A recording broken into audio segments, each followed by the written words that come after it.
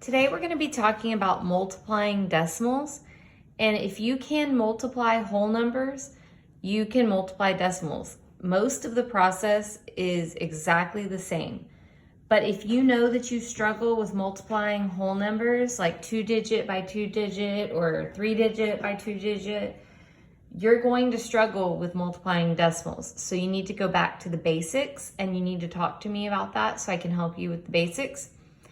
But as long as you know how to multiply whole numbers, then you'll be fine with multiplying decimals. You do need to know your multiplication facts, and if you don't, make sure you're practicing those. So the first thing you need to know about multiplying decimals, and this is multiplying whole numbers too, is that the number with the most digits goes on top. So if they both have the same, let's say they both have 2 digits, then it doesn't matter which one goes on top. But if one has 3 and one has 2, or one has 2 and one has 1, the one with the most digits needs to be on top, even if that's not the one that came first in the problem. Another thing, when we learned to add and subtract decimals, we were drilled to always line up our decimal points. And when you multiply decimals, you don't line up your decimal points. So you don't need to fill in placeholder zeros or anything like that, like we did when we added and subtracted. So most of the multiplying is exactly the same, but when you get your answer, you need to know where to put your decimal point. So you take the number of decimal places in the first number, and you add the number of decimal places in the second number, and that gives you the number of decimal places in your answer.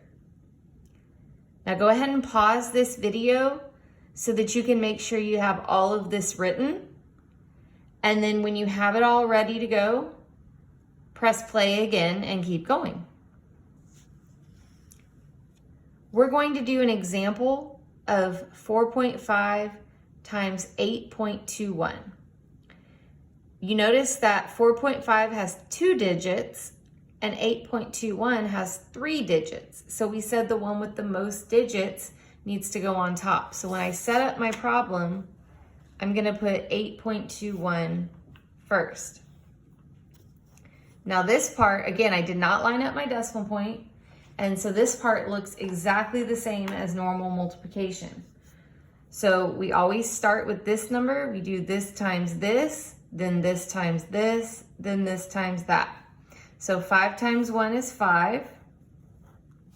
5 times 2 is 10. Remember, you put the ones place here and the tens place you carry up here.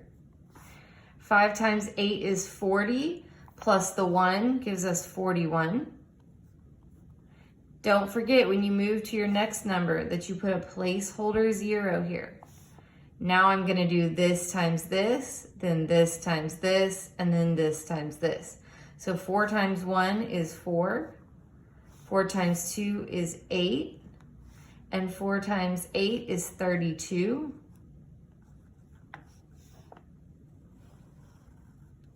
Once you're done, you add these two lines together. So that's going to give me 5, 4, 9, 6, and 3. But you're not done. I always tell my students, if you have a decimal point in the problem, you have to have a decimal point in the answer. So right now we have no decimal point. So remember I said we look at how many decimal places in the first number and how many decimal places in the second number. So we've got 2 in this number and 1 in this number. We add them together, and that tells us we should have 3 decimal places in our answer.